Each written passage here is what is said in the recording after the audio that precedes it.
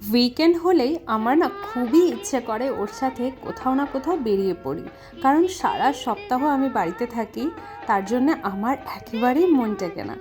আর ওয়েদারটাও একটু একটু ভালো হচ্ছে, মানে ওই যে খুব গরমটা তার থেকে এখন একটু কম গরম আছে।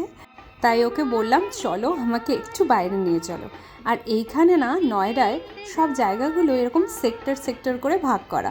তো সেক্টর 76 বলে একটা রাস্তা রয়েছে, যেখানে আমি ইনস্টাগ্রামে দেখেছিলাম বেশ ক্রাউডেড একটা জায়গা, এবং সেখানে অনেক ছেলেমেয়েরা বসে আড্ডা দিচ্ছে এবং প্রচুর খাওয়া দাওয়ার দোকান। তো ওর কাছে এটাই আমার জেদ আজকে বিকেলের জন্যে, যে আমাকে প্লিজ এখানে নিয়ে চলো, এবং এখানে গিয়ে আমি একটুখানি দেখতে চাই সব কিছু। তোমরা তো জানোই আমি একটু ঘুরে ঘুরে দেখতে ভালোবাসি।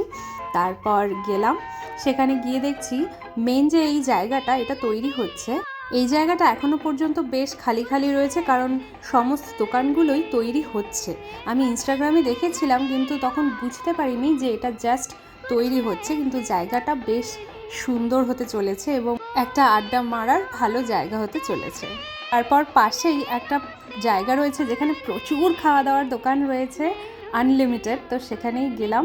সেখানে গিয়ে প্রথমেই লিট্টি চোখা আমাদের চোখে পড়লো। আর লিট্টি চোখাটা না এখানে আসার পরেই আমরা খাওয়া স্টার্ট করেছি, তার আগে আমরা কখনো খাইনি, কিন্তু বেশ ভালো লাগে আমাদের দুজনেরই খেতে। তারপর একটু কিছু ঠান্ডা খেতে মন চাইলো, সেখানে একটু কিছু ঠান্ডা খেলাম। আমার না ব্যাপারটা বেশ ভালো লাগে যে উইকেন্ডে কোথাও বেরিয়ে এরকম নর্মাল কিছু খাবার খেতে খেতে দুজনে মিলে বেশ খানিকক্ষণ আড্ডা দেব, এবং টাইমটা ওইভাবে স্পেন্ড করতে আমাদের দুজনেরই ভীষণ ভালো লাগে ব্যাপারটা। আর জায়গাটা খুব হাওয়া ছিল, ওয়েদারটাও বেশ ভালো লাগছিল, তাই জন্য খুব মজা হলো আজকের দিনটা। এরকম মাঝে মাঝে একটু বেরোনো উচিতই, অবশ্যই উচিত আমাদের জন্যে।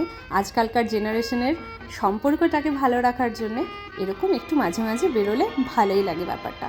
তো রাতের ডিনারটাও আমরা বাইরে থেকেই নিয়ে এসেছি, এবং রাতের ডিনারে ছিল এই সমস্ত কিছু, সমস্ত চাইনিজ আইটেম মেলানো মেশানো ছিল। যাই হোক, আমরা দুজন রাতের ডিনার মহাব্বতের মুভি দেখতে দেখতে করলাম। নেক্সট ব্লগে আবারও দেখা হচ্ছে, টাটা।